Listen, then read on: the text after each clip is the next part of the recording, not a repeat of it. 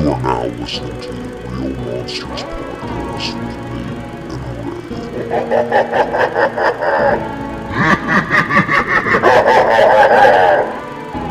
Well, hello everyone, and welcome back to another episode of the Real Monsters Podcast. I'm Nate. And I am Ray. And we're excited to be back.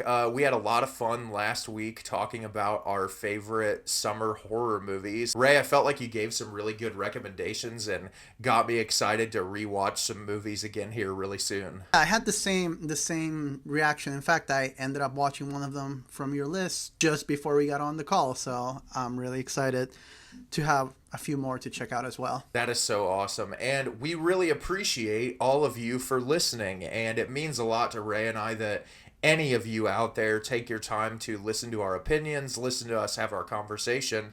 And so Ray made a little post on Instagram about it, and we were kind of overwhelmed with the people who shared it and who gave us nice comments. And so Ray, I'm going to pass it over to you so that you can give a special thanks to those people who reached out. Yeah, so I made a post asking some of the people that have been interacting with us if they wouldn't mind sharing our podcast with their friends and their families and their enemies, if they will. So I got a list here of people that did that, and I just want to give every single one of them a shout out. If you hear their names and their handle, go give them a follow, go talk to them because they're all awesome people. Our friend Taylor, and she actually shared it on both of her profiles, which was pretty awesome, but her main profile is Dostoevsky _space_cadet. Also, Brady, Lost in Gratitude.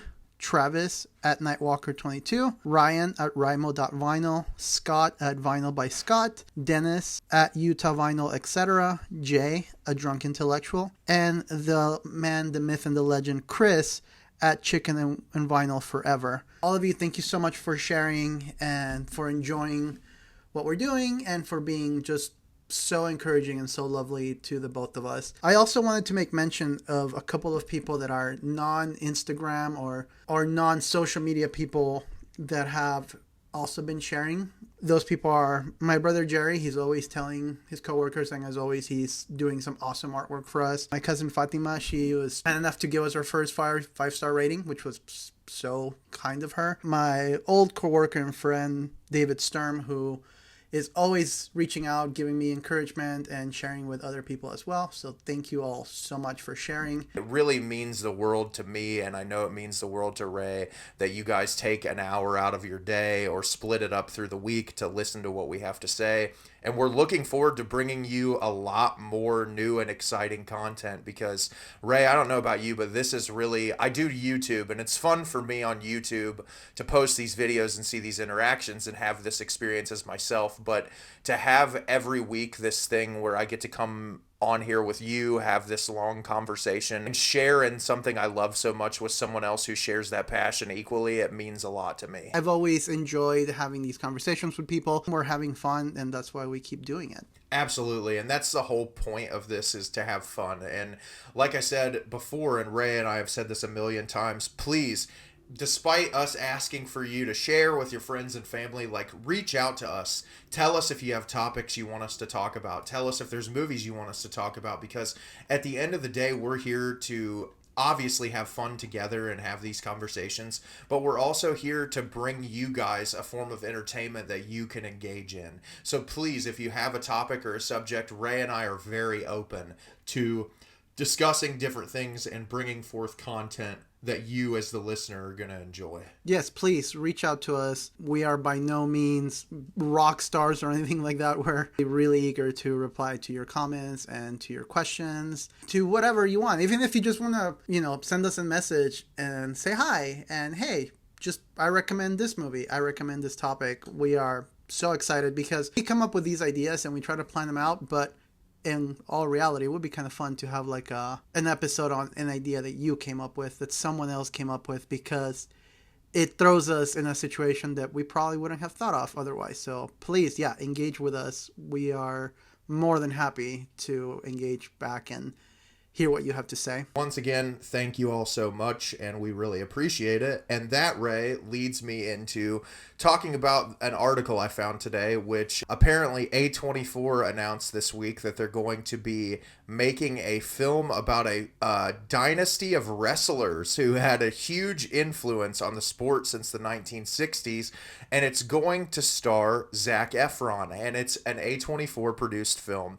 And the reason why I bring this up is less to discuss that film in general, but more just to kind of geek out about A24. I know we've talked about A24 recently. I just started a segment on my YouTube channel where I'm going to literally watch every A24 movie, which is kind of daunting. Really love this company, and reading the plot description of this film that about this dynasty of wrestlers and such a unique subject matter, I really think the thing I appreciate the most with A24 is that they give their money to these people who have really unique ideas and who bring forth something so exciting to the table, as far as like, hey, this isn't going to be your standard run-of-the-mill thing that you're used to going to see. Something that I've always enjoyed about A24 is the fact that there's no shortage of ideas with them.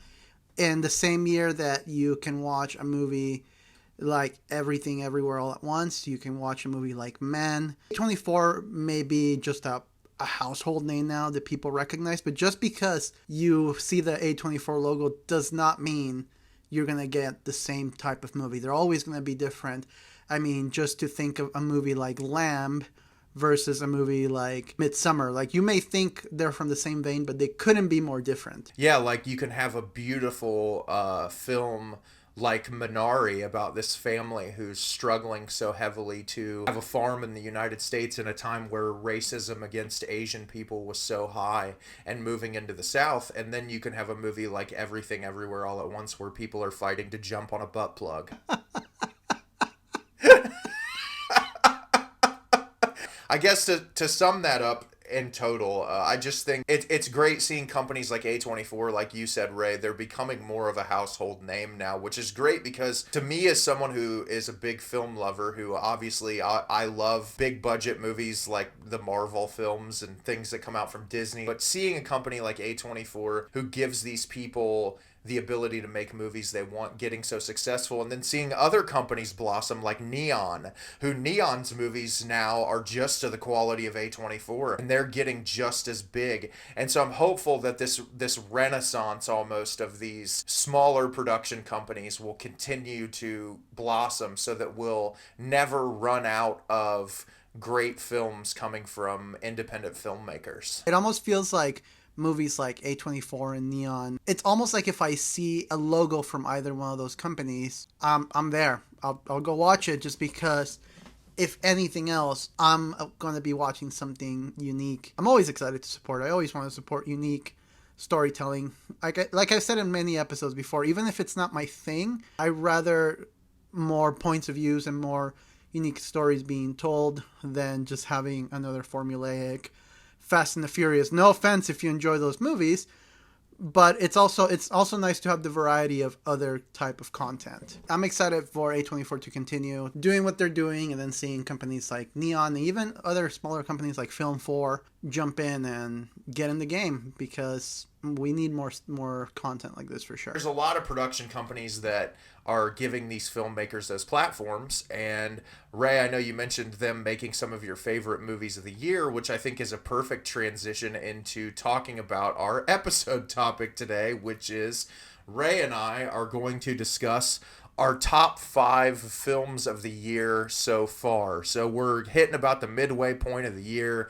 There's been a lot of movies released. Ray and I obviously have not seen everything that's come out this year, because that would be impossible. Between rewatching films for episodes we're making, the amount of movies I watch for my YouTube channel, it would be impossible for us to see every single movie that comes out during the year. But from what we have seen, we're going to talk about our 5 favorite movies of the year so far. Number 5 pick is going to be Matt Reeves, the Batman. What's funny, this movie almost made my top 5. It was edged out by I think 2 other films. For being a DC film that telling a new story about Batman, this is actually my favorite rendition of Batman, and I like that they took the direction of kind of disconnecting it from the whole DC universe and that it's its own thing. I also love that it was an actual, like, I heard somebody compare it to basically Seven, but with Batman in it. I love the character of Batman. I also love that it's an actual Batman movie. I think we get Bruce Wayne for maybe like 20 minutes of a 3-hour runtime. And I love that it was a very Batman focused film. And you get to see him investigate. You get to see him be out there figuring the crimes. But also something I love about Batman, and this is an issue I've had with previous Batmans, even the things that we know about the Batman. I always had to suspend disbelief to think that this kid that lost his parents and that went through a really traumatic experience is this like well-adjusted playboy billionaire. I feel like Robert Pattinson gave this performance of someone who's actually damaged, someone who's actually traumatized, somebody who doesn't know what they're doing, to be honest. They just have a lot of money and all these fancy gadgets, and they're still trying to figure out how to do it. And that feels more realistic to me. I feel like this was a true like film noir almost, where they actually painted Batman as a detective, which in the comic books he was incredibly intelligent, and in most of the movies I feel like, everybody when we talk about Batman, they talk about the Christopher Nolan films, which the Christopher Nolan films are good movies with Batman in them, but I don't think that they're good Batman movies. Like, they have great villains and they have great atmosphere and world, but they don't spend a lot of time getting into the psyche of Christian Bale's character compared to this movie, where I feel like they really are diving into the subject of who Batman is. And I love what you said, like the fact that he's this recluse who doesn't want to be around anyone because he doesn't trust anyone. I mean, his family was killed. His dad was seemingly this amazing philanthropist who was doing so much for the community, and they were just killed out of nowhere. And he's like, why would he want to go out and be this big presence in the city that he can't trust anyone? And also, you mentioned the Nolan movies having good villains, but this one, the Riddler, is actually scary. He's actually a scary villain.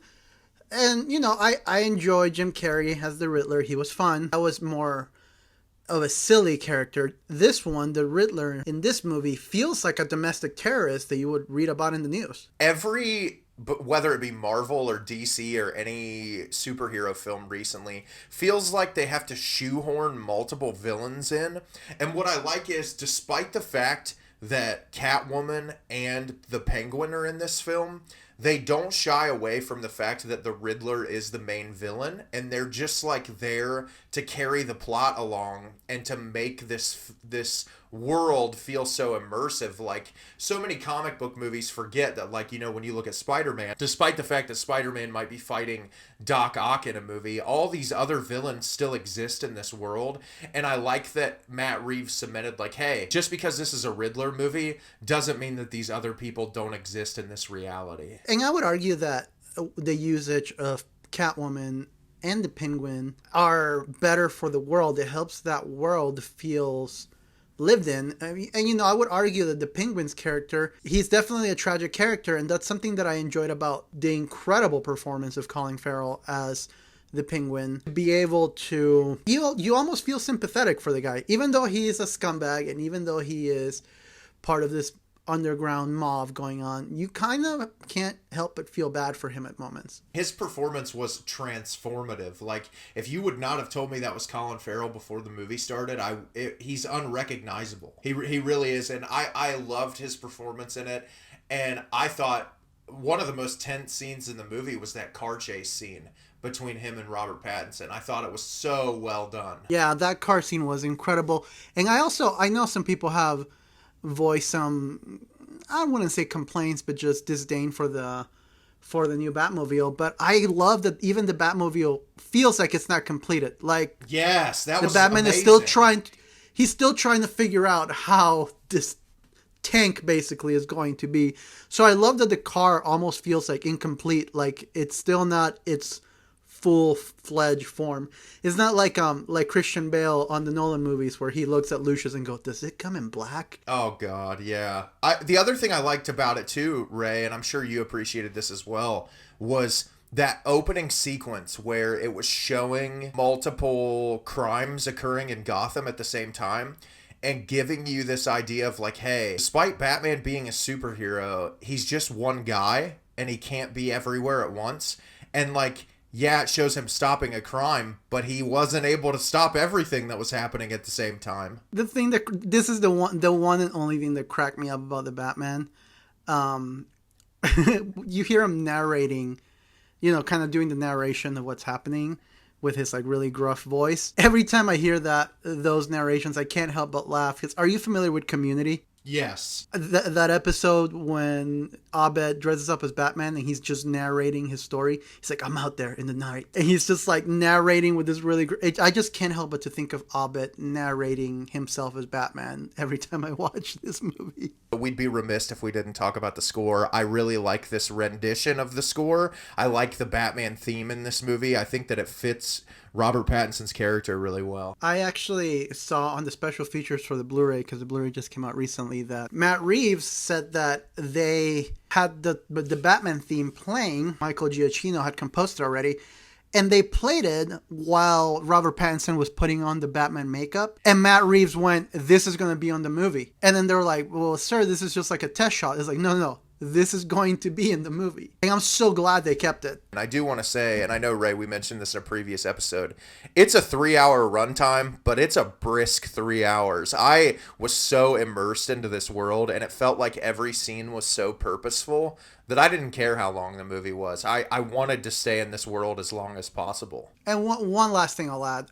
When they released, I don't know if you saw the deleted scene that they released. So I was really nervous when they said, "Oh, the Joker's incorporated." I was like, stop it with the Joker. We had plenty of Joker right now. But that scene, the fact that Batman is using the Joker almost to help him solve crimes, I was like, okay, I can actually see the inclusion of a Joker like this. Yes, absolutely. And I think that the way they approached it, it didn't feel so like ham-fisted as like, we're just going to shove the Joker in here. He feels like a part of the world, and I'm excited for that. Because I do feel like previously, Batman has relied way too heavily on the Joker to kind of save every franchise, which like I get, he's the most interesting villain. He's the one that everybody wants to see. But there are also other great villains in the Batman universe that just haven't been explored as much. But I'm hoping that they approach Joker in a different way that doesn't just feel like the same recycled thing. And from that deleted scene, I would say it does feel a lot different. Well, that was a great 5th pick, Ray. And like I said, it barely fell off my list. On that note, what is your 5th pick? Yeah, so my 5th pick is actually a movie that I watched like a week ago, and it's a movie that was 100% my cup of tea, and that movie was Duel, directed by Riley Stearns. Have you heard about this movie? I haven't even heard of it, no. Yeah, so Duel stars Karen Gillan and Aaron Paul, and what the movie is about is it takes place in this weird kind of like trying to feel like our reality, but not 100% like our world, where you live in this world where if you start to die and you realize that you're going to die, that you can have yourself cloned. And when you have yourself cloned, you can live with your clone until you die to teach it about how you live and how you operate so that it can literally take your spot for you so your family doesn't have to grieve. That sounds fascinating. Karen Gillan gets diagnosed with a terminal illness, and the doctor says, "Hey, you're barely going to have any time left to live, but you have this option to get yourself cloned." And she's a little hesitant at first, and she doesn't 100% know whether she wants to do it.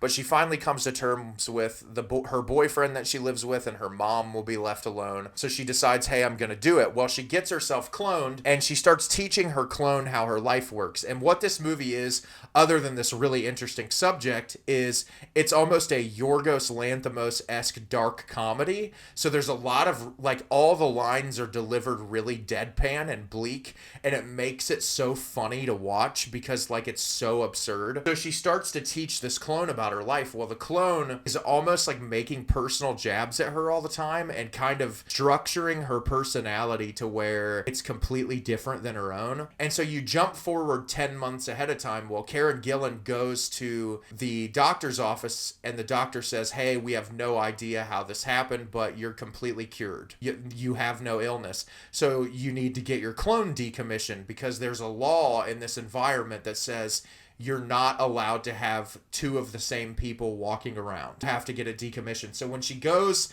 to get it decommissioned, she finds that her clone has filed a lawsuit against her to where they are going to, in a year, and this is required by the government, have a duel to the death, and whoever survives the duel to the death gets to continue to live the life. I need to watch this. This sounds fascinating. I just pulled it up right now as we were talking about it. It is hilarious. It's like, can't remember, Ray, have you seen any of Yorgos Lanthimos films like Killing of a Sacred Deer or The Lobster or any of those movies? No, we talked about those once upon a time, but I haven't, no. Yeah, so his movies, one of the things I love about them is his movies are so much about creating these like very weird abstract environments amidst our like real world.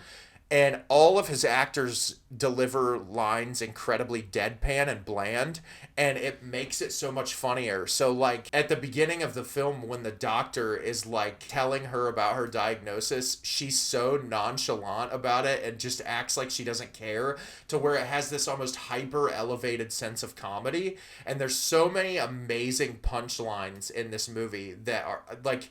It's almost a disservice for me to try to perform it over the podcast because it's just so hilarious.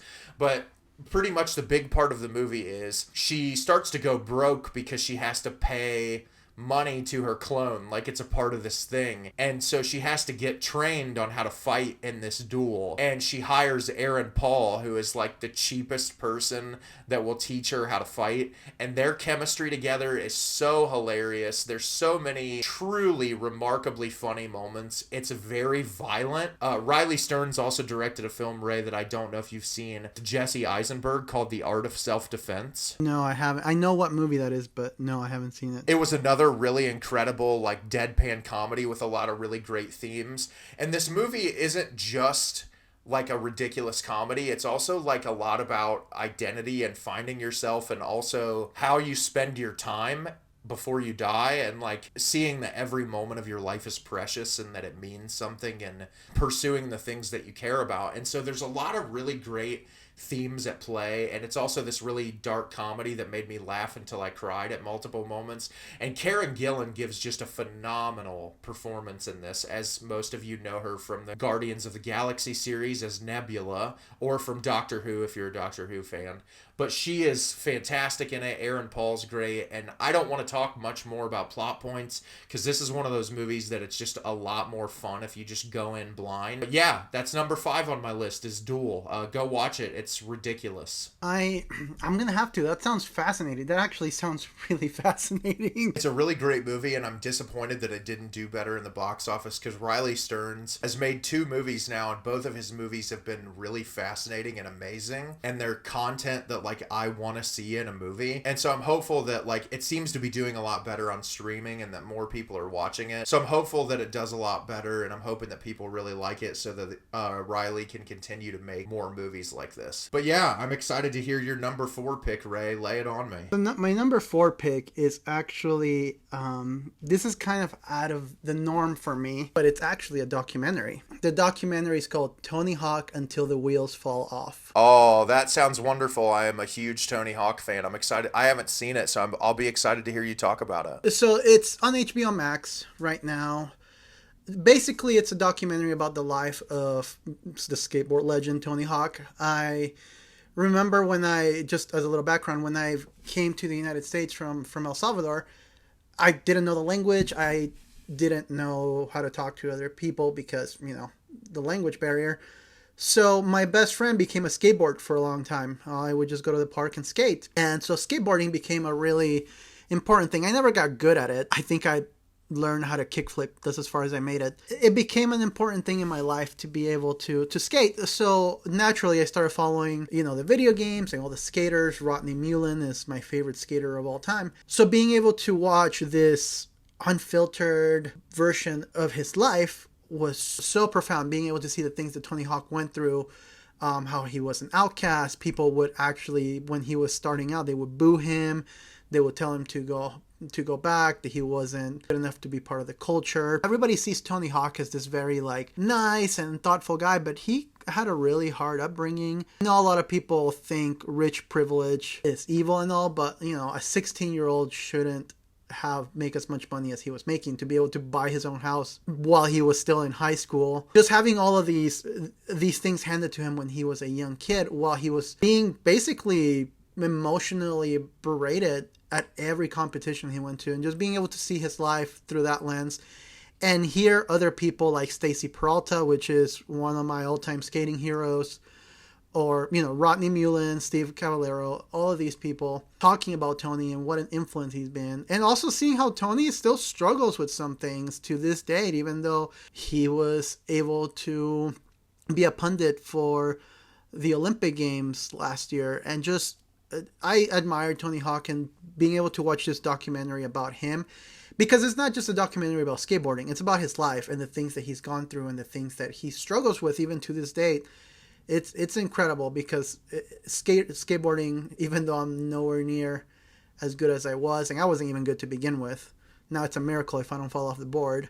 It was really near and dear to my heart to be able to watch that and see how he changed the scene, but also how skateboarding changed his life and the things that he's been able to accomplish through something that for a lot of us was just a quick pastime hobby. That's awesome. I'm glad you brought that up. I like you, but you are probably way better than me. My brother and I have two brothers. I have a brother who's a year younger than me, Luke, who we shared a bedroom our whole life. So our young adult lives, we were so close, and we became obsessed with skateboarding after Tony Hawk's Pro Skater came out. I remember between the Pro Skater games and Tony Hawk's Underground, we were so obsessed in that world, and we tried to skateboard and we sucked so bad. But I just became fascinated with Tony Hawk's life, and it's like you said, it makes me want to watch it so much more, because everything I see about Tony Hawk, he seems just like the most wonderful human being who uses his platform and the money that he gets to do good things for the community. And so to hear that he was so bullied and treated so poorly so long is really fascinating. I'm looking forward to checking this out, Ray. This is something I never would have watched otherwise. If I wouldn't have even have known about it. I'm gonna watch this now. This sounds like something that's right up my alley. So that's my number 4 pick. What is your number 4? So comically enough, Ray, my number 4 pick is the movie that you just watched, Ty West's X. I mentioned this in last week's Summer Horror Movies episode, so if you listen to that, I'm not going to go into grave detail about it, since I talked about it in length on that episode. But essentially, you have this group of kids who go and rent this house that's outside, or it's like a guest house outside of this old couple's home in the middle of Texas, in the middle of that heat. And they're going to film a porno, and crazy shit starts happening to them. And it's just a really wild experience that I'm a huge fan of horror and a huge fan of the slasher genre. And I know a lot of slasher films are really campy and terrible, but what I like is the unique interpretations of slasher films. And I feel like what Ty West did so well is he took what makes so many great 80s slasher movies great, but added his own unique independent horror lens through it, where he spends so much time building up each individual characters and building up the villains of the film, to where there's periods of time that you almost feel empathy for them, even though what they're doing isn't good. And it's really an interesting dichotomy that's created, and it's just one of the most unique viewing experiences of the year. And Ray, I'm really interested to hear your opinion, since you just watched it. Something that I really liked, and this is actually something I did not mention off the podcast or while we were texting. I know I mentioned that I really like the cinematography, but I really like the way how it was edited. Some scenes, they're using this, certain scenes from the film that they're shooting to kind of lead the story along, So there's that great scene where I believe it's Kid Cudi. Yeah, he knocks on the door and he's like kind of doing this flirtatious, just awful like acting with this woman. As he comes into the house, it cuts to Mia Goth's character going into the house, and as she's like, oh, we better hurry before my dad gets home, it cuts to Mia Goth like talking to the old woman, and the old woman's like, better leave, my husband's home. So it's like the way how they're cutting back and forth between the scenes, it just feels jarring at times, which I think that's what he was trying to go for a unsettling look at those types of films, because it does feel like an homage to films like Texas Chainsaw Massacre, just very gritty, very gross. You can almost feel yourself sweating along with them in the environment that they're in. I really enjoy obviously I enjoy the horror aspect of it, the scares. We talked a lot about that on the previous episode, so I wanted to focus more on like the technical aspects of this movie, the way it looks, the way it feels, the way it's edited together.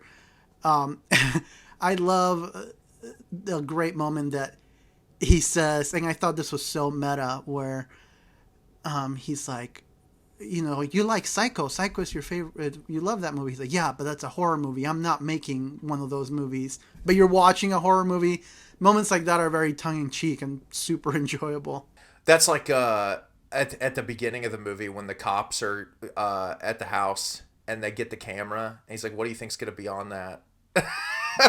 So he's like some fucked up horror picture, and I was like, oh man, this is so good. But that's like, you know, one of the things I appreciated about it too, and you want to talk about the technical elements, is one of the things, as simple as this might seem, when you think of any of the classic horror films like Texas Chainsaw Massacre, Nightmare on Elm Street, even the Friday the 13th films, so many of these characters have these like really iconic looks that everyone remembers. And I feel like I always remember like the Sally Hardesty outfit from Texas Chainsaw Massacre. And I really feel like that like overalls look that he gave Mia Goth is like such a unique, memorable outfit, like where each one of these characters have like such unique and developed personalities that I feel like even if this movie didn't do super well in the box office, which if I remember right, it did do pretty decent, I feel like it's going to have that like iconic feel that a lot of those original slashers have for a new generation. Yeah, it's going to eventually stack up with those films for sure.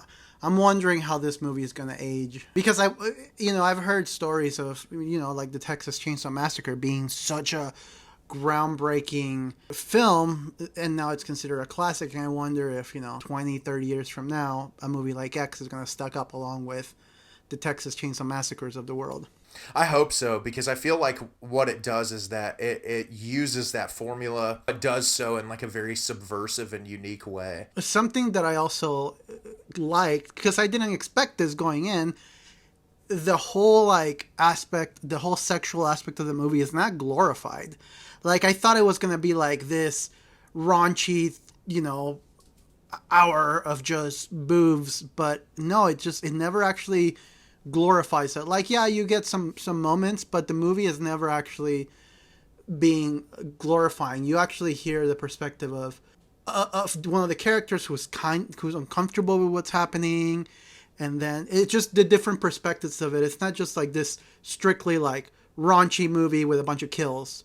It's actually taking its time to talk about the subject matter, and it's not glorifying it. It's just giving different perspectives and letting the viewer make up their mind on that. And I do like that it almost humanizes sex work in a way that a lot of films don't, where like the perspective that is given from the lead characters as to why they pursue this line of work is very much told, like you said, it's told from a perspective that really neutralizes it for the viewer.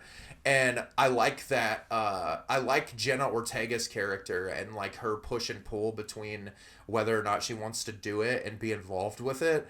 And it really creates an interesting dichotomy for the viewer. But I like that, especially in this time period where I feel like you know, we live in an environment now where sex work is much more accepted. It's not looked upon and demonized as much, but to view it through like this lens of like the 1970s and looking at it in a time period where I guarantee you like most of conservative America would look at a person in the sex work industry and be like, ooh, you're gross, ooh, you're nasty. And like seeing it from the perspective of these people who are just doing it because it's a passion and that's what they want to do. I really liked that look at it, and I thought that it was really fascinating.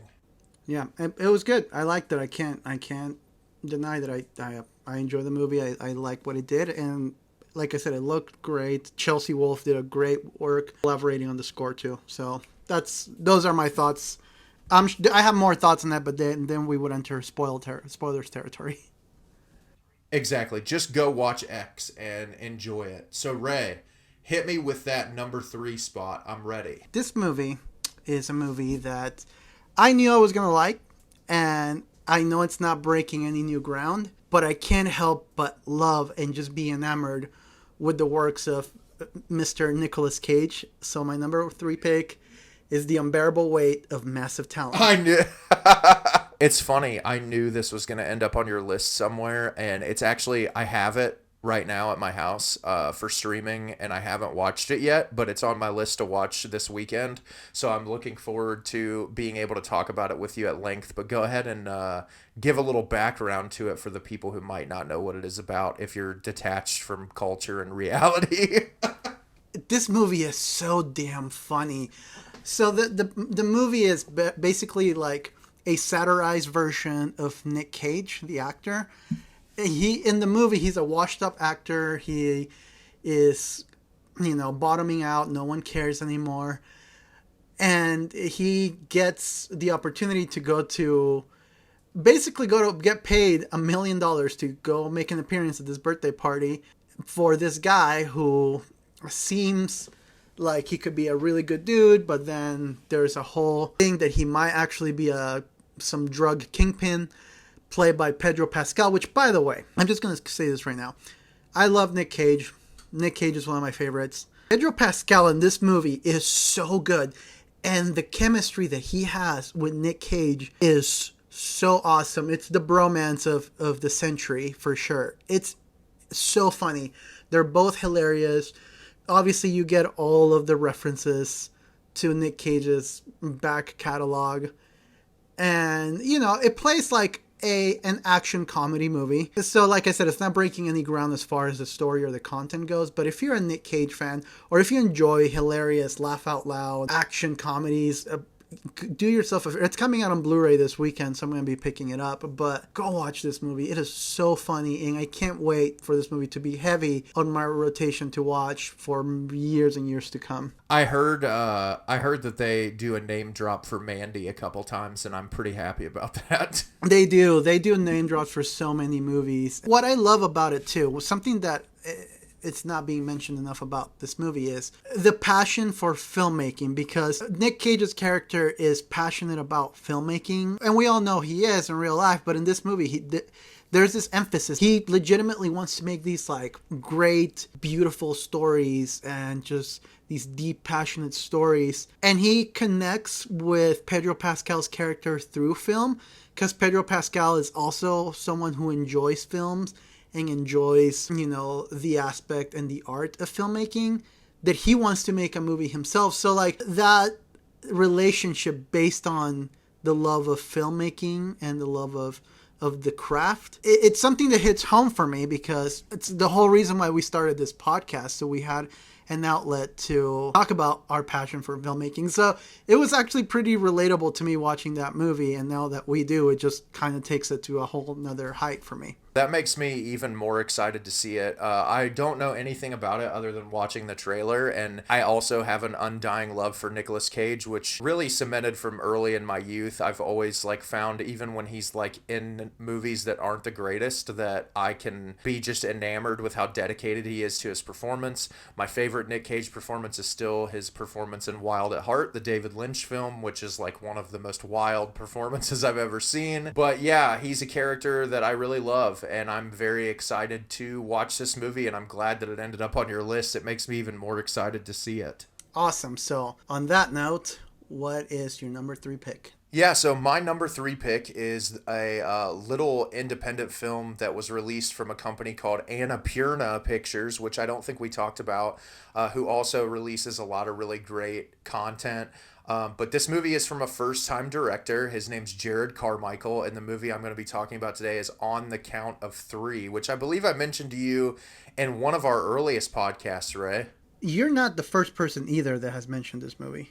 Yeah, so this movie, it would have, with the other two films on my list being just like, in my opinion, masterpieces, if this was any other year, this probably would have been closer to like number 1 or number 2 for me. But this was a movie that, being someone who struggles really heavily with mental health issues, I deal pretty heavily with depression and anxiety. I'm medicated for it and go through a lot of difficulties with those issues. It was a movie that really hit me very hard in a way that I feel like there's so many filmmakers out there who try to tell stories about mental health problems and that don't tell them through a lens that feels very realistic and very grounded. And this movie was brilliant. I don't really have another way to describe it, but just to give a brief plot synopsis, the movie stars the first-time director Jared Carmichael and Christopher Abbott, who I don't know if you're as big of a fan as me, Ray, but I love Christopher Abbott, and I feel like everything he shows up in now, he steals the show. Christopher Abbott. That does sound so familiar. He's the lead guy in Possessor. Oh. He wasn't also he in It Comes at Night? It Comes at Night as well. Yep, I was just about to mention that. He was in another movie I really love called Martha, Marcy, May, Marlene with Elizabeth Olsen. But he's a very talented actor, and what the movie is about is Jared Carmichael is living alone. He has a girlfriend who he got pregnant, and the two of them aren't really close.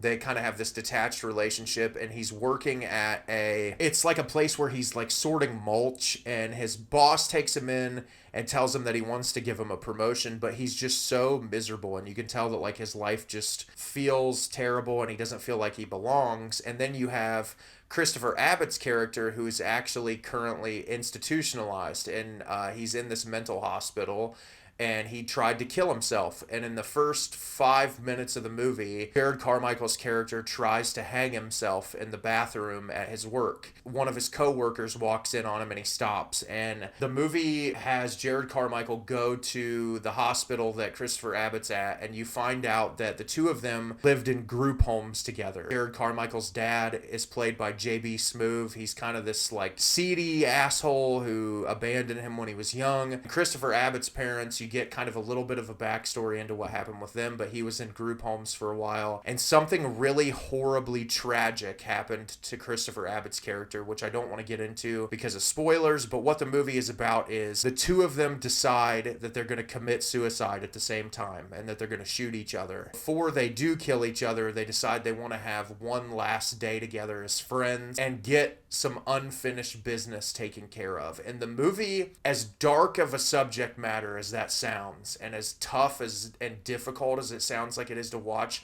it's also incredibly funny, and it's very heartfelt and beautiful. And it's about these two friends who would do literally anything in the world to build each other up and to try to make their lives better, despite all of these horrible things that are occurring on the surface.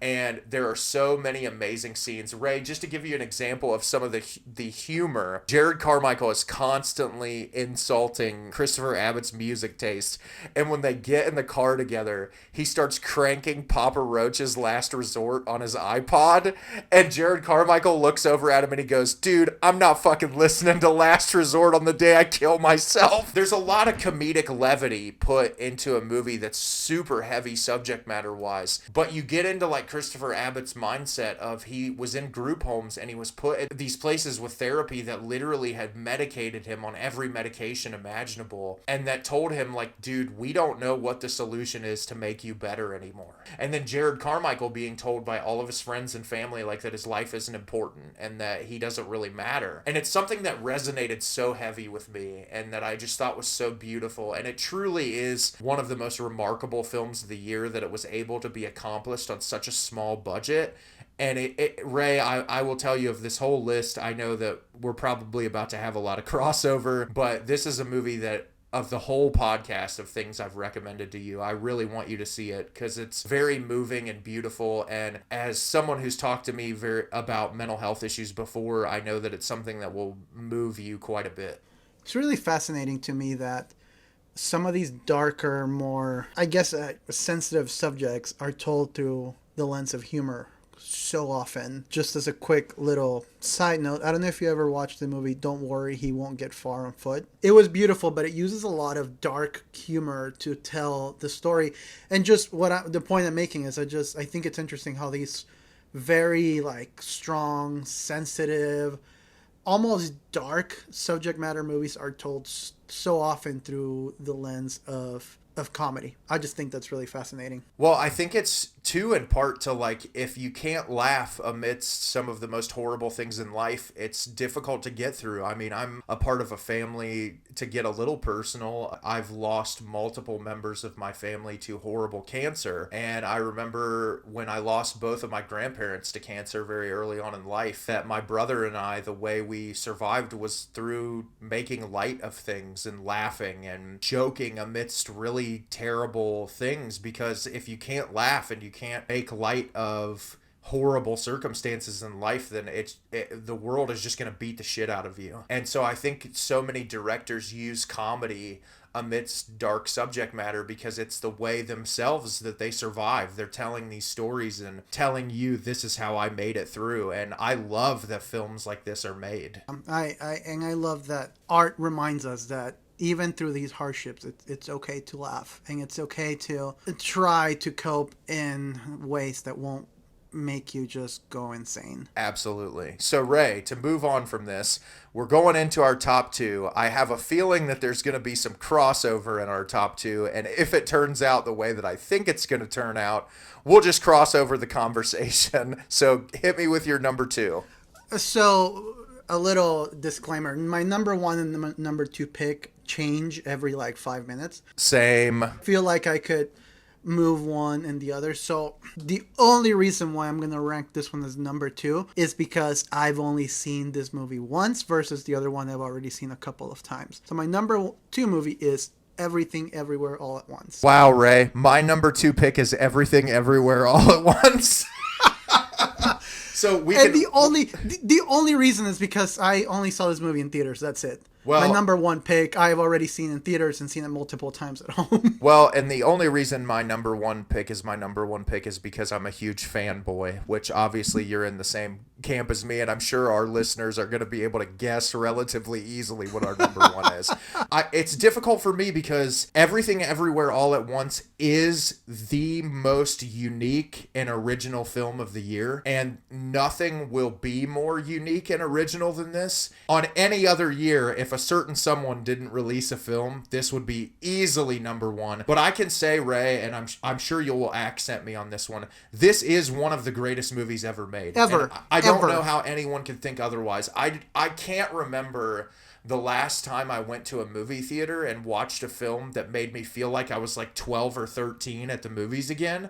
Like that excited about seeing what was going on screen. And this is a vision from the Daniels, who I think are just two incredibly talented individuals, where we're going to talk really lengthy about Everything Everywhere All at Once, but if you haven't seen Swiss Army Man, go watch that fucking movie, because I feel like a lot of people overlooked it, and it's also a work of art. It's such like a unique and beautiful story. And Ray, I'm sure we'll talk about this more at length, but what I love so much about this film is, yes, it's an overblown premise. There's ridiculous comedy, but it is truly one of the most beautiful human stories I've ever seen. I remember when I saw this movie, I actually almost didn't see this movie. I was kind of tight with money, that paycheck. I'm like, I'll just have to wait till it's out for me to rent. And then I was gifted, a gift card for my local Cinemark. I'm like, well, that was a sign. I have to go see it. And I remember sitting there watching the movie and thinking, this is hilarious. I'm laughing out loud. Not just chuckling, but like laughing out loud. And the whole theater is in an uproar. And when you find out like the actual true message behind it, it was almost like emotional. Like, oh, it got really emotional and really sweet very quickly. I feel like we talk about horror a lot where we're like, yeah, it got dark super fast and it got gritty super fast. But this one got really emotional and lovely very fast. And once it did, the emotional connection that you were having with these characters, whether it be that you're looking at the lens of a parent with a child, or us looking through the lens of how our parents are, and this dichotomy between relationships is just beautiful to look at, while still having plenty of action and comedy throughout the entire thing. Everybody in the world was talking about Michelle Yeoh's performance, and I think that she was incredible. But I would be remiss if I did not mention Ke Huy Quan, who I think gives the definitive Oscar-worthy performance for supporting actor this year. He stole the show. If he does not get a nomination, then I will realize how the Academy is rigged, because that is the most versatile and amazing performance. The fact that the man has not performed since his young years when he was in like The Goonies and Indiana Jones and the Temple of Doom, and he comes back and just gives, like, he's hilarious. He has not missed a beat with the bodily comedy, with just like everything that made him so enamoring when he was a young kid and so great in these movies. But oh my God, he's a phenomenal dramatic actor. Like, I just could not get over any time he was on screen. My jaw was on the floor. And I just felt like this thing where he's kind of the goofy, unaware husband who also loves his wife so much that he's doing everything he can to make sure that she's being taken care of. But then when he shifts and he's this confident, like almost action hero, and the two personalities, it's very clearly obvious when he's playing one and the other. And that was just so impressive to me. All the different things that it touches on, like, the subject of your daughter having a lifestyle that a parent that's maybe a little bit more old-fashioned wouldn't be accepting of, or a parent that's trying to come to terms with. I don't want to get too into the plot because I personally feel like this is a movie you watch blind, but just little nuances like that. Also, yes, all of those actors are phenomenal and I can't get enough of them, but Jamie freaking Lee Curtis, when her head smashed through that wall, man. I don't think I've laughed that hard in a movie theater in a long time. She really gave a phenomenal performance, and she was... Jamie Lee Curtis has such a unique face, so it's hard not to like pinpoint her, but they did a really good job with the makeup for her in that movie. She looked like a whole different person. Yeah, well, and she is, Jamie Lee Curtis is not like a washed out actress. Like, she keeps in good shape. She is probably far more active than I am. They made her look like this disheveled old lady, and she is funny, but she also has some really emotional cues throughout the movie. I don't know. It was everyone in that. It's a perfect movie. Like I said, the only reason why this movie probably isn't higher is because I've only seen it once since theaters versus the other one. Well, and I think what's funny about it too is that you look at Daniels and like you could see all of the films that this pulls from, and I think it's funny that you can look and be like, oh, this has references to Ratatouille, but it also has references to Wong Kar-wai's In the Mood for Love, which is like a classic and a beautiful romance. And it's like they pulled from so many unique pieces of cinema, meshed it together to create this world, which, like, who even cares about Doctor Strange at this point? This is the multiverse movie that everybody needs. Also, the fact that the Daniels once again used such a ridiculous cues to convey such a powerful message. I mean, again, not to get too spoilery, but like there's the usage of rocks and googly eyes and raccoons and bagels, and the fact that they were able to use these ridiculous tropes throughout a movie to convey such a strong and powerful message is, commendable for sure. So that was Ray and I's number 2 pick, which means our number 1 pick is going to be exactly the same, and our number 1 pick is Robert Eggers' The Northman. Yeah, you didn't see that coming, did you? No, nobody in our audience would have ever guessed that would have been our number 1 film. And what's funny is, and Ray, I think that you said it really well, like, these two movies are interchangeable. It's really difficult with both of us being Robert Eggers fanboys to not, like, kind of prioritize The Northman because of how much we love his style and the way that he makes movies. As far as, like, originality, Everything Everywhere All at Once has this beat by miles. There's something about the way Robert Eggers makes a film, the period accuracy, the performances that he gets from his actors, the cinematography, the environment, that really, like, this is going to be a movie I watch 1,000 times. It's his most accessible film of the trilogy so far. You know, I feel like when you say accessible, you think, oh, he made like a blockbuster movie. No, it's still pretty art housey. I would be more comfortable sharing The Northman over The Lighthouse with like my friends that aren't as into the art house aspect of things. Well, and that's why it didn't make its budget back, unfortunately, because as much as people wanted to think like, hey, this is a Gladiator, it's not. I mean, it's not big budget schlock. It's an art house movie. It is a $70 million Robert Eggers art house film.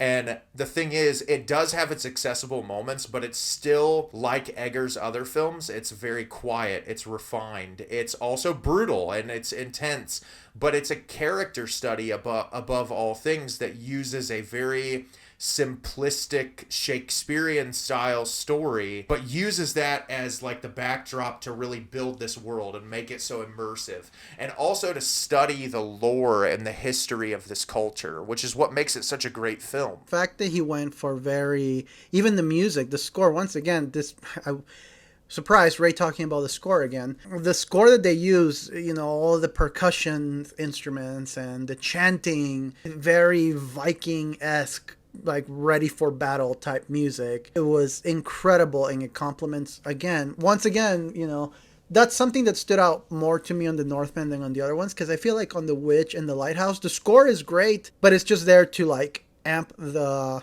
mood of the movie. But for The Northman, the score almost feels like its own character as well. The sound design in all of Robert Eggers' movies is so pivotal. Like The Witch, if you really pay attention and you have a really good sound system at home, the amount of time and effort that the Mark Corvin score to that movie has, to where there's like animal noises and ambient sounds and laughing and all of these things intermingled in with the music that kind of create this unsettling atmosphere. Same with The Lighthouse, where you have that like foghorn that's constantly blaring amidst all of this weird sound design. The Northman has that in droves as well, where you have this very accurate to the time period music that would accompany this film amidst that really ethereal and strange sound. And I think Robert Eggers, the devil is in the details for him. Every single piece of the movie has to work together perfectly. Really, between the cinematography and the performances and the score, you're so immersed into this world that like I could have watched a 5-hour version of this. And I do want to say, as much as Ray and I are Anya Taylor-Joy fanboys and we love her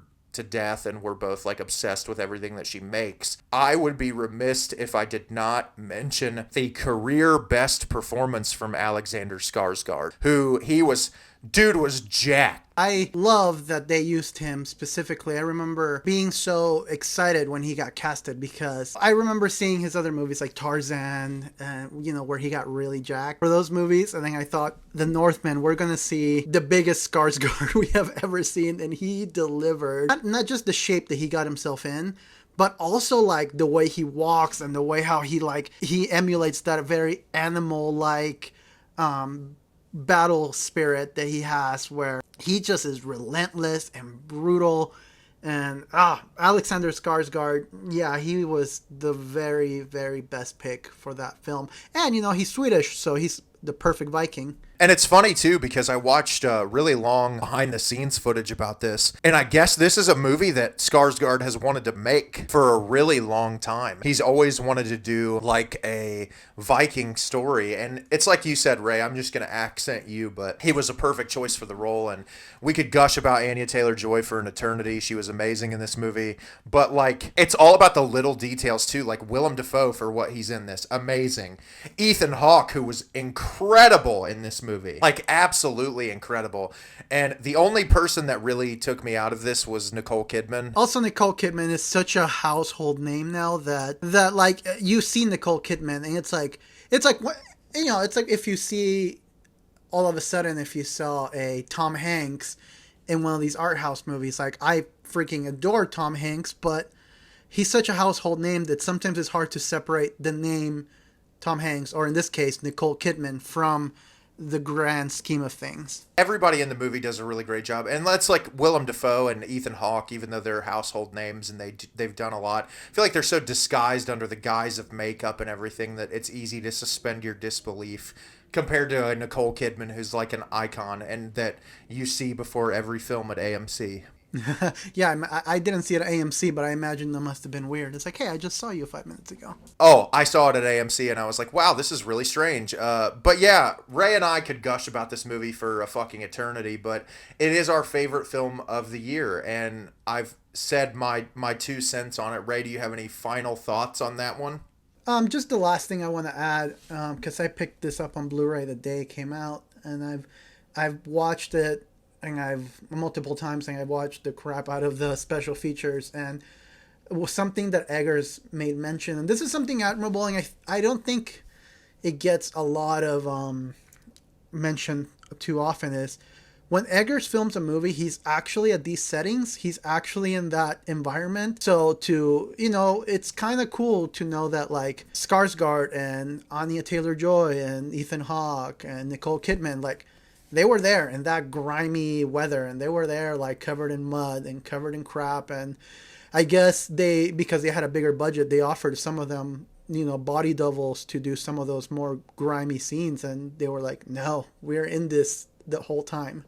That's awesome, and I love to hear that, because that's like, I remember seeing an interview when The Lighthouse came out with Willem Dafoe. Dafoe was like, hey, I went to the theater and I saw The Witch, and as soon as I watched it, I was like, I want to work with Robert Eggers. When he worked on The Lighthouse, him and Pattinson talked about how it was one of the most miserable experiences of their life as far as like dealing with the weather and being in that environment, but how like it also pushed their boundaries as an actor to kind of give the best performances that they possibly could give, and that they would do it again in a heartbeat.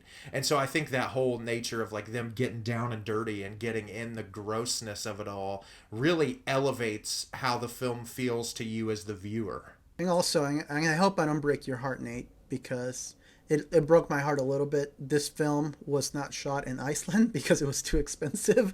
So they actually shot it in Northern Ireland. But the setting is still gorgeous. That countryside is just beautiful to look at. If for anything else, this movie is beautiful to look at. And also, Eggers is not going to sacrifice quality, so even if he can't film where he wants, he's going to make sure wherever he films is pretty damn accurate. So that was Ray and I's top 5 movies of the year. We knew we were going to have a little bit of crossover, but Ray, I'm really happy with the other films that you chose, because it added some stuff onto my list to watch. Same. I'm actually excited about all 3 that you spoke, particularly Duel. That sounds the most fascinating to me, but I'm excited to check all of them out. Yes, I can't wait for you to see them, and I'm excited to hear your opinion. And, we were talking about being Anya Taylor-Joy fanboys, which we really are. And that leads us into our questions for the week. And our questions for the week, I'm going to split them off into 2, but they're kind of in similar subject matter, which, Ray, the first one we're going to talk about is, who are your top 3 actors? They can be currently working, they can be dead, it doesn't matter. Who are your top 3 actors? I'll let you go first. I think I have them down, but I'll let you go first. I would say one of my main picks, rest in peace, is Philip Seymour Hoffman, who is in one of my favorite films of all time, Synecdoche, New York. I loved Philip Seymour Hoffman. I feel like he was one of the most versatile actors to ever live. Just like, he's one of those people, and when I pick favorite actors and actresses, I'm always looking for someone who it really captivates me to the screen, and like I never want to look away from. And Philip Seymour Hoffman is one of those people that whenever he's in a movie, even if you look at something like Punch Drunk Love, that he wasn't like the central focus of, anytime he was on the screen, he pulled me in to where I never wanted to quit watching. So Philip Seymour Hoffman is one of my 3. For one of my 3, I just talked about and this is an actor that, for me, any time that he works, even if the movie doesn't deliver, he will always deliver. And that is my boy, Nicolas Cage. I just love Nicolas Cage and everything that man does. Even in bad movies, he still remains great. Just to name a few, just in this renaissance he's had recently between Mandy, Pig, Prisoners of the Ghostland, Willy's Wonderland, The Color Out of Space, and now The Unbearable Weight of Massive Talent. This like renaissance he's having makes me so happy, because I feel like he's such a misunderstood actor, and everybody thinks he's just insane, and he may very well be. But to be quite honest, from interactions that I've seen that he's had online, he is actually a really pleasant guy. He loves his craft, and he's very serious about it. But he doesn't like to hold back, which I think that's why being in these independent films nowadays are doing so much positive moves for his career. And I love how uncompromising he is. I remember, I think it was when Unbearable Weight came out, right around that time. He was doing a bunch of press interviews, and someone was really like hounding him about doing all those VOD movies that he did for a while, where like he was constantly releasing these straight to like Redbox movies. And he had a quote, which I don't have it exactly, but he was like, "I don't regret anything I've ever made. I'm confident in everything I've made as an actor. And even if the movie wasn't good, my performance was exactly how I would want it to be." And I really commend him for that. That takes a lot to say as an actor. One of those VOD movies was The Trust that he did with Elijah Wood. And I mean, sometimes some of those VOD movies are actually legitimately great. You just have to... That's why I enjoy watching his movies, because like he gets crap for a lot of like junk that he's made, but at the same time it's like there's a fair amount of great movies that he's made that people aren't seeing because of this dumb reputation that Hollywood has put on him. Absolutely. So that'll lead into my next pick, which we just talked about, The Northman. But Willem Dafoe is one of my favorite actors in all of Hollywood. I feel like his catalog is incredibly versatile, and he really is a transformative actor. I mean, you look at something like The Northman, where he's like in all this crazy makeup and he's delivering these monologues in such an amazing way. My favorite performance from him is The Lighthouse, but I look at something like Antichrist, where he's just playing like a husband who went through a really tragic loss, or The Florida Project, where he's this manager of this hotel and he's trying to make sure that these kids living in these lower income situations are taken care of. And you really can adapt in any movie that Willem Dafoe is in and just kind of feel the incredible commitment to the performance that he gives, and he truly just seems like a wonderful human being. So Willem Dafoe is next on my list. I love Dafoe. That's all I'll add. I love Dafoe. We're not worthy of Willem Dafoe. Oh, and I hope that he makes movies until he's very old, because he's just amazing. And Robert Eggers, keep casting the man. I hope that you make him Nosferatu in that movie you're planning. So for my next pick, I love this actor. I've always enjoyed everything he's made. I think he actually cares about the craft, and it's a very thoughtful person. And that actor is Viggo Mortensen. I love Viggo. I really do. Viggo is so great. Viggo is so great. Everything he does is great. He was great on Crimes of the Future, but one of my favorite movies that he's done was Captain Fantastic, which, pun intended, he had a fantastic performance. Obviously, the Lord of the Ring movies, but then also like some of his lesser known movies, like I was mentioning Captain Fantastic. I know people like cringe when they hear Green Book, but he legitimately gave a great performance on Green Book. Sometimes people forget that, just like we was talking about with Cage, just because you didn't enjoy the movie, you can't deny that some of these actors working are really putting their all on the line and giving some incredible performances. So I love Viggo Mortensen. So Ray, I'm wondering if our number one's going to be a crossover. No. Is there a chance that your number one is a man by the name of Joaquin Phoenix? There is a chance that Joaquin Phoenix is my number one pick. Joaquin Phoenix is my number one pick. I feel like Joaquin is like the Daniel Day-Lewis of our generation, where Daniel Day barely made it off my list. I think that he is just an incredible actor, but like he's someone everyone talks about. But Joaquin is truly like one of the most transformative actors I've ever seen. I mean, you even look at a film like Joker, which, I've talked to Ray about it before. I'm not a huge Joker fan by any means. But the amount of time and effort that went into his transformative performance and what he did for that film. You look at a movie like The Master, the Paul Thomas Anderson film that he lost all that weight for. I mean, the man really just completely transforms not only his persona, but his body and his image to get in these roles. And that's really commendable. There's also a sense of like, he is another, it sounds like he's kind of a complicated person to work with because of his personality, but I also think that it's his personality what makes him such a just brutal, and when I say brutal, I mean just like the emotions and the work he puts into his roles, I think it stems from that problematic personality he has.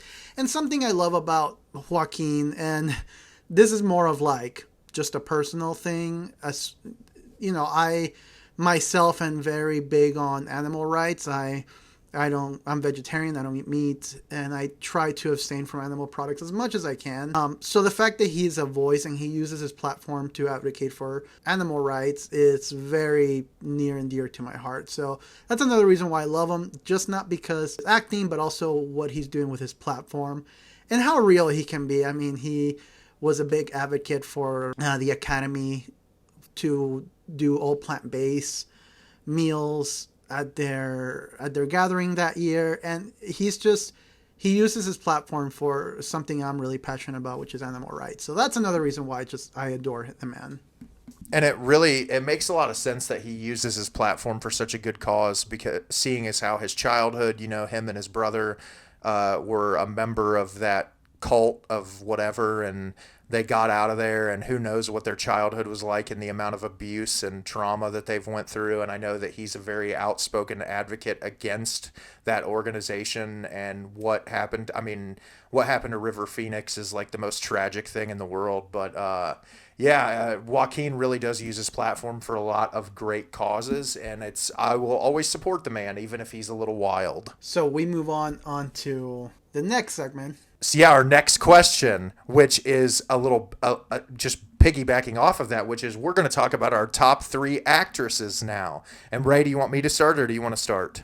We have a crossover, so should we hit the crossover real quick and then move on to the other ones?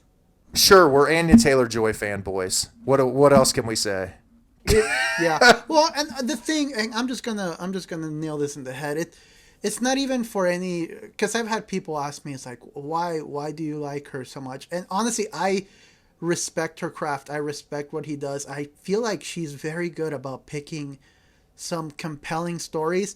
And something I will always admire about her is that she is definitely picking roles. You can tell she's putting thought on the role she's picking. She's not just picking like, oh, I'm going to start in the next fill in the blank blockbuster of the year. She is actually working on films like we were talking about earlier that are unique and telling great stories all around. Yeah, like when she was in the Playmobil movie. You just had to throw that in my face, right? No. But I agree. I agree with you. But the thing with Anya Taylor-Joy is, for me, is that like, there are certain actors and actresses who, when you watch a movie, that you like, there's something about their personality and their charisma that you just can't look away from the screen. And she's one of those people that, like, it does not matter what movie or role that she's in, she is going to steal the screen. She's going to eat up every ounce of the frame. You're going to constantly want to watch everything that she does because she's so committed to these performances. Even like a movie I watched, which I'm sure was a movie you ran to the theater to see, Ray, which was Emma, which was the Jane Austen film. She was so incredible in that movie and just like transformative and amazing. And she's somebody who I'm going to continue to watch. I think that she's just a fantastically talented human being, and she is my favorite actress right now. And that's not going to change. So now I'm excited to hear some of your other picks, Ray. Give me another one. So the other one, I think I have, it's just the Lord of the Rings nerd in me, because I adore Cate Blanchett and everything that woman does. You know, it's funny. I recently watched Guillermo del Toro's Nightmare Alley, and she was one of my favorite parts of that film. I feel like she's a really captivating actress who has given us some really great performances over the span of her career, and she's really another one of those actresses that I would say is transformative. She really does give just an amazing, committed performance in everything that she's in. And she just seems like the classiest woman ever. Like, I don't know, I feel like with her there's this aura about her that she is really classy and really thoughtful and really puts a lot of care into her roles. Even if she's doing like an Oceans, like more of a fun Oceans movie, like there's still, you can tell she's taking it seriously. She's not just picking up a free paycheck. Like, she's really putting thought into what she's doing.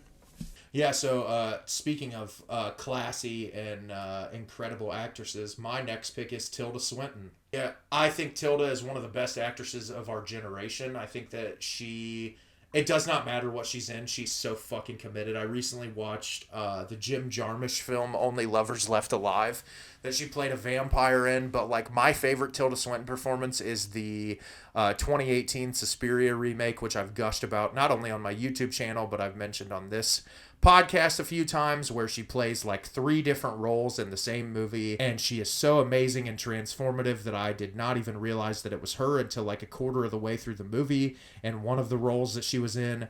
She's just a really incredibly talented performer, and I love that she's so uniquely her, and that she's uncompromising in like not just like her performances, but like her fashion sense, the way that she presents herself, and it's really commendable. And I really love her every time she shows up in anything. I love even like the little roles she does in Wes Anderson movies.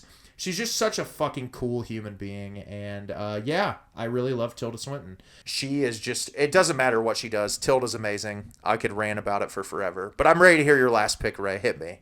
So this one, I was kind of struggling because I couldn't narrow it down. So I just kind of, out of the list that I had, I just pointed my finger, and I'm glad that it landed on the very talented Frances McDormand. Frances McDormand is a chameleon. She can turn herself into any role. She can give some of the most emotional and just heart-wrenching performances. I mean, her performance on 3 Billboards Outside of Ebbing, Missouri it makes my skin crawl in some of those scenes. And she's also, much like Joaquin, somebody that is outspoken about what she's passionate about. She doesn't try to glamorize herself at these red carpet events. She tries to make it about the things that she believes in, furthering women and, hiring and more equal opportunities for women in film. Frances McDormand is great. She's also an incredible voice actress, like on the Isle of Dog movies. She always gives a great performance, and she's always a standout, even if she has a very minimal role in the movie. I agree completely, and she's like, my favorite Frances McDormand performance ever is Fargo. I don't think that'll ever change, but she is continuing to grow as an actress, and that's great. Like I don't know if you saw it last year, Ray, but The Tragedy of Macbeth, her performance was absolutely incredible. I'm not a Shakespeare person at all. I really get kind of annoyed with Old English, but her performance was so captivating and beautiful. It's a perfect mix of old Hollywood and like new ideals in Hollywood, where you can feel that sort of like classic 1940s, 1950s actress mixed with like newer age, where she can do dramatic, she can do stage performance, but she can also do camp, like the Coen brothers Burn After Reading, where she does like a really over the top and insane performance. So I'm a big Frances McDormand fan as well. I'll just quickly mention my third one, which I know people are like, oh my God, you're just a fanboy, but I love Florence Pugh. I feel like Florence Pugh is another up-and-comer like Anya Taylor-Joy. Everything I've seen her in, even if it's a crappy movie, she gives an amazing performance, and she is someone else who uses her platform to speak out on a lot of really great issues. She's someone who's clearly involved, and I love watching her little cooking videos on Instagram. She's like the most adorable human being in the world. And honestly, I'm super excited for this Don't Worry, Darling movie. I'm hoping that it's amazing. I am a little hesitant about the fact that Harry Styles is cast as a lead. I'm hoping that he's really talented, but like, yeah, I'll watch anything Florence Pugh's in. I love her a lot. You know what? Don't get so nervous about Harry Styles. I mean, if you would have told me back in 2005 that Robert Pattinson was going to be one of my favorite actors now, I would have laughed in your face. Exactly. That's my hope. My hope is that that's the same, is that he's transformative. Well, that was Ray and I's top 3 actors, top 3 actresses. And yeah, I'm glad I got to hear your favorites, Ray. We've got some crossover, obviously, because we're both Joaquin Phoenix and Anya Taylor-Joy fanboys, but it's fine. I'll happily stand on that pedestal and say I love these two with my whole heart. But yeah, that was fun, and thank you for your top 5 picks, Ray. I thought they were really great. I had a lot of fun with this episode. Yeah, this was super fun. Even just revisiting some of these in preparation. This is something I always love about it, is when we talked about these lists, being able to go back and rewatch some of these and be like, yeah, I remember. That's why I had so much love for this movie to begin with. Absolutely, and that's my favorite part about making this podcast. And that leads me into our next week's episode, which Ray and I discussed this with Ray, and Ray was like, yeah, this is a cool idea. We're going to talk about our top 5 favorite psychological thrillers. So we're going to get all in your brains and get you paranoid about the killer next door. Ray and I are really excited. We're picking these episodes, and like I've said before, if you guys have an idea for an episode, something you want us to talk about, by all means reach out to us. I plug this every episode, but you can reach out to us on our Instagram at The Real Monsters Podcast, on Twitter at The Real Monsters Pod, or you can find Ray and I's personal Instagrams, Ray at Analog C and me at My Exit Unfair. Do not hesitate to direct message us, comment on our posts, whatever you want to do. Ask us questions for the next week's episode. You can recommend episode ideas. Ray and I would love to hear from you.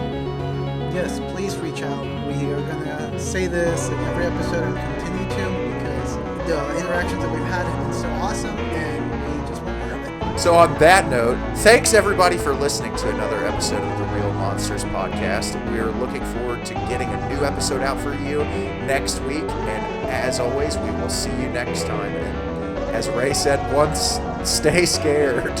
Boom.